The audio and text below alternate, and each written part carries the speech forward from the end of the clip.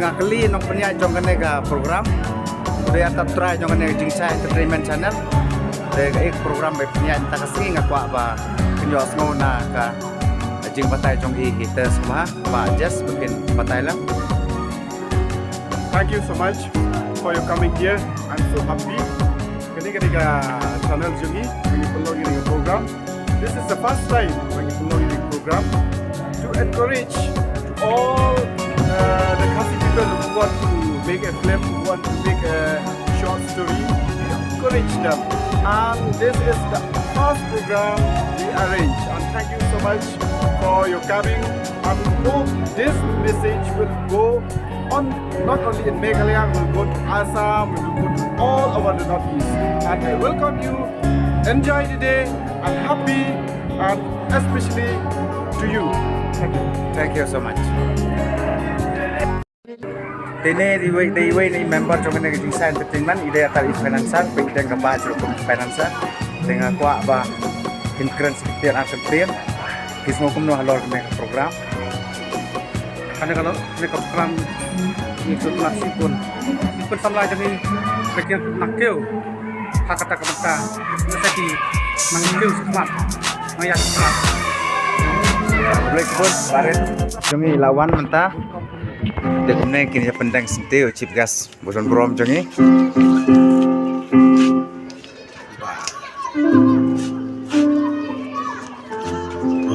itu nah ni Pak Michael Karmoti kum chip gas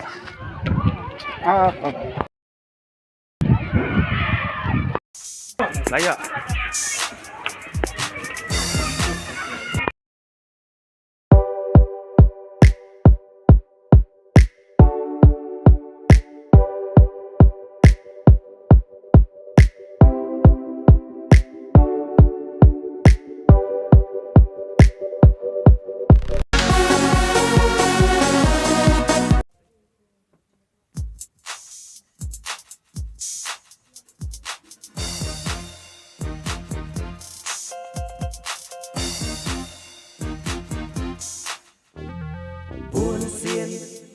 Sha beng sha kho ngam la ban pen hon ya baro han re nga priang ya kita baro ide mau jam sha ka thong ban yo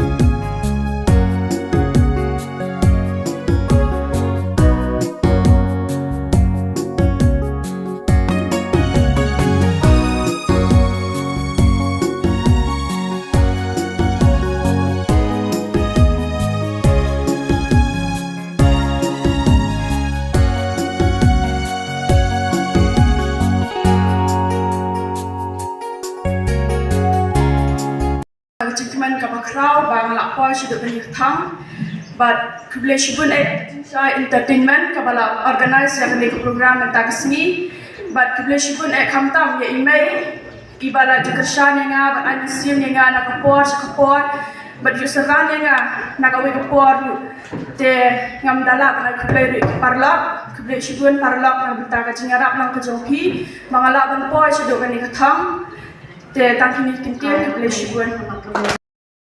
Bala kasabay nga tagasing kamises na master season 2 but asabay ro yung product